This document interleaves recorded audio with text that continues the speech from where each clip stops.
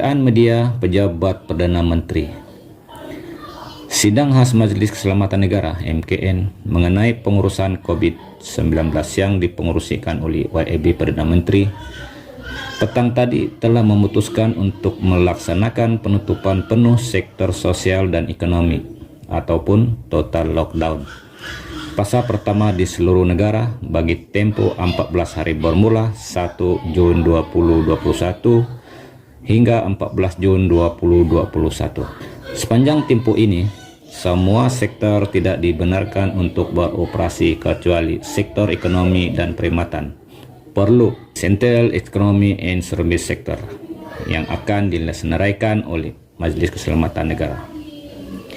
Keputusan ini dibuat selepas mengambil kira situasi terkini penularan COVID-19 di Malaysia dengan jumlah kes harian telah melebihi 8.000 kes dan kes aktif melebihi 70.000 kes. Setakat hari ini, seramai 2.552 orang telah meninggal dunia akibat wabak ini dan jumlah kematian semakin meningkat. Kewujudan varian-varian baru yang lebih ganas dengan kadar kebolehjangkitan yang tinggi dan pantas juga turut mempengaruhi keputusan ini. Dengan peningkatan kes-kes harian yang menunjukkan tren kenaikan secara lebih mendadak sejak mutakhir ini, kapasiti hospital di seluruh negara untuk merawat pesakit COVID-19 juga semakin terhad.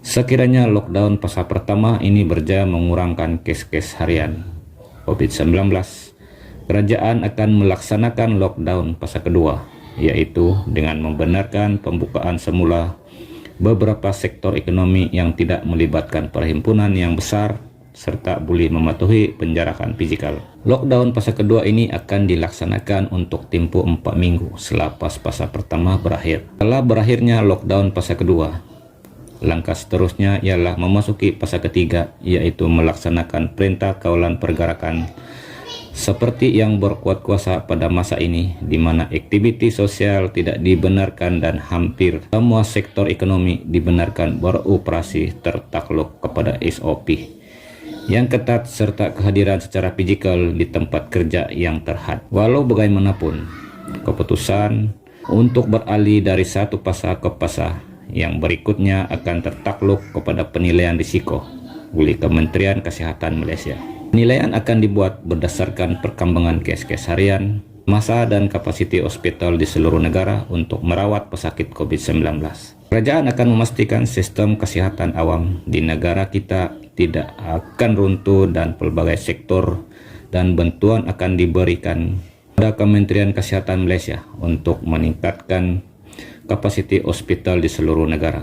Kerajaan juga akan meningkatkan jumlah pemberian vaksin dalam tempoh beberapa minggu akan datang dalam usaha untuk menghasilkan imuniti kelompok di negara ini. Usulan keputusan kerajaan untuk melaksanakan penutupan penuh sektor ekonomi dan sosial, Kementerian Keuangan akan memperincikan pakej bantuan kepada rakyat dan sektor ekonomi yang terkesan. Pengumuman mengenai pakej bantuan ini akan dibuat dalam masa terdekat. Semua rakyat Malaysia dinasihatkan untuk terus berdisiplin dan sentiasa mematuhi SOP yang ditetapkan bagi memutuskan rantaian jangkitan COVID-19.